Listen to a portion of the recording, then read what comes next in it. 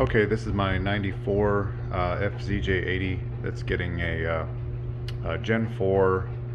I forget which one it's called, but anyway, it's an aluminum 5.3 with the good heads on it.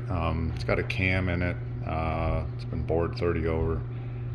The engine was bad when I got it, but I actually kind of, the way the guy sold it to me, I kind of figured he bought a bunch of stuff and you could tell they got frustrated and gave up. But it came with a PSI harness, and what I paid for it was basically just a little more than the harness, and came with the 4L80E.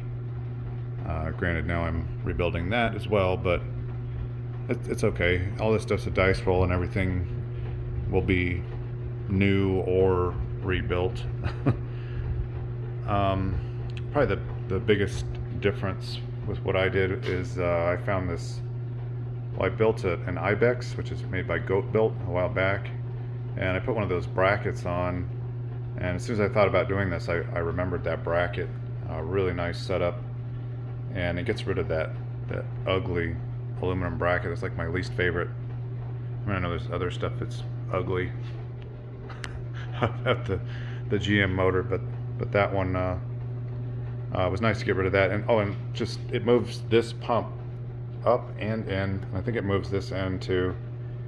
He really tucked it in, and it uses a CBR Corvette pump, which is a better pump in my opinion. You get the remote reservoir, which that's a Toyota Sienna, like a 99 Sienna, with this nice flat mounting thing on the back. I've been working on Toyotas for about 25 years, so I had some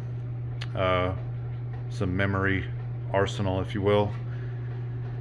So this is the stock cross member with the Marks adapter. I didn't modify the cross members, no holes drilled. I just ground it like 1/8 of an inch, but it went on. It flexed that rubber mount a little bit. So I think it's moved a tiny bit to the passenger side, but I ditched the ABS, and I basically managed to get all the brake lines come down there. It was that one, they had it on the inside of the frame rail. I had to bend that one and shorten it, reflare it and everything, so that it wasn't just for the exhaust, because it's going to sneak right through there. I'm running those here, I'll pause it real quick. I'm running these Summit.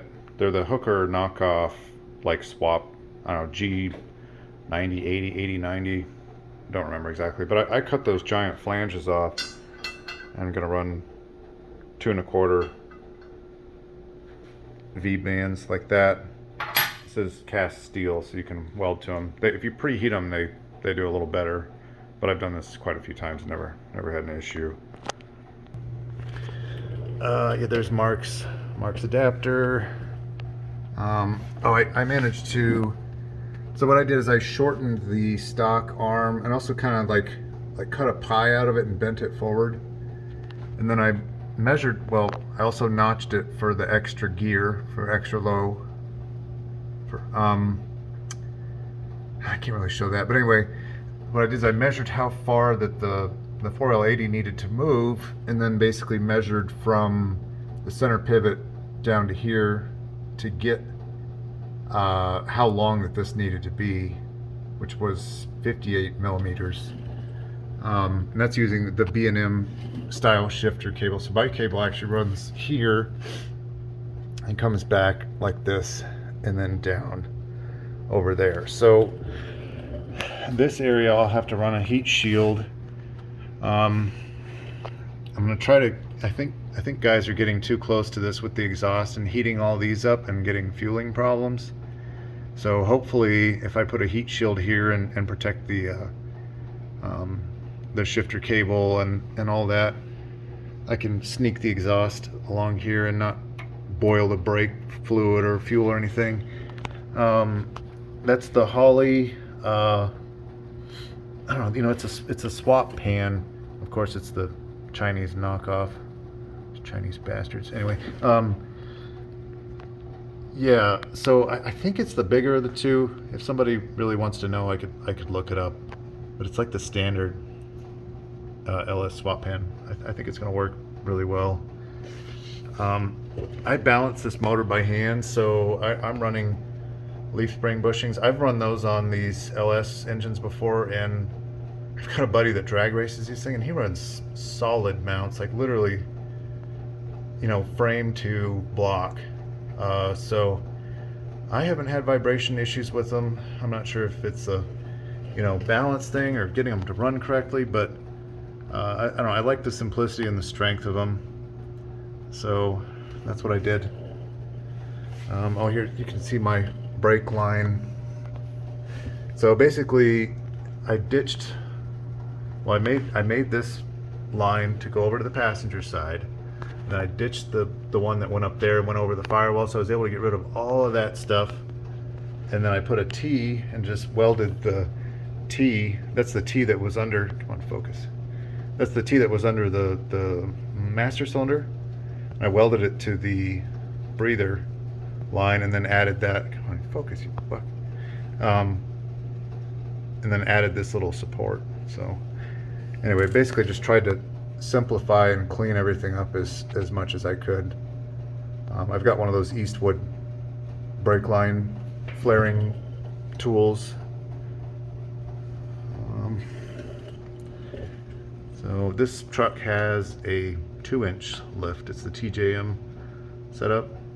And then I have, sorry to move, I built these rockers instead of sliders, which are kind of cool because they keep you get a lot more clearance without having the sliders down there. So another experiment I think will work. I managed to mount the fuel filter, that's a Corvette filter, directly to the rail by, I heated this up and bent it. Well, there was a little support here. I cut that support, heated this and bent it up there and then down there so it's flat again, and then got this guy mounted with rubber, and then I made this bracket to stiffen it again, and it's super stout. And then the lines are high pressure Oetiker clamped to this Parker push lock, and they go up, so hopefully to keep them away from everything hot. I might even make a little shield that would keep spray on the transmission if something broke back there. But anyway, over to the stock lines. So this may all be for naught. I may have to run 3/8 lines all the way back, but we shall see. I'm going to run an Aeromotive Stealth in the tank. I've used those before, and they worked well. Oh, you can see the bracket I made for the Willwood proportioning valve here. So yeah, nothing's touching here. Everything's close, but nothing touches or anything. Oh, there we go. You can see it there. I have those on a few vehicles. They work fine. Just put them in line with the rear brake line. But see, now I don't have all that nonsense where the brake lines come up here and go down here and across, and so yeah, I just try to gut everything and start from scratch. The mice had chewed all my insulation on the firewall, so I insulated the inside a while back. All these heater hoses are like a 90-degree Rock Auto thing, and they're just a little bigger than 5/8, so they fit both of these really well. And then sorry, I'll slow down.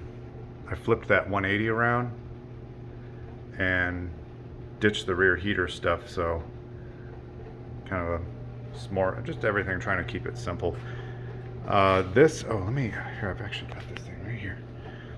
So this is the old style air filter, but there's a lip when you cut it like that on the inside, and then you've got a perfect spot to weld a 4-inch connection. I think I'm gonna also copy this guy with 4-inch, and then just make a cold air. I don't need a snorkel or anything, but anyway, I like the idea of using that. It's a really cool air filter, the stock air filter on these, and it's plenty big. It's just that there's no way that stock cone on the top flows enough air. There's no freaking way. So yeah, I don't know. Richard Holdener did a dyno on this exact setup, and I think he was like it was over 400 horsepower. Okay, that's not really what I'm going for, but I'm going for lightweight aluminum block 4L80. I don't know how much crap I stripped out of this thing, but it's also you know, no fender flares, no racks. We've got a fairly light bumper. So yeah, truck should be a lot of fun, and I kind of like that it's different. It doesn't have a roof rack and an ARB, and not that there's anything wrong with that. I've been working on these things for so long. You kind of want your own to be different, but it's also kind of a piece of shit. No rust though, and you know, making it a little better. Oh, let me pause. I'll show the transmission real quick. Yeah, here's the 4L80. Anyway, found some bushings were bad, and anyway, probably would have worked. It's too bad the fluid was clean when I checked it out. I thought it was going to be good, but it just, the further I went into it, was like, yeah, I should probably rebuild it. So, learn how to rebuild one of these.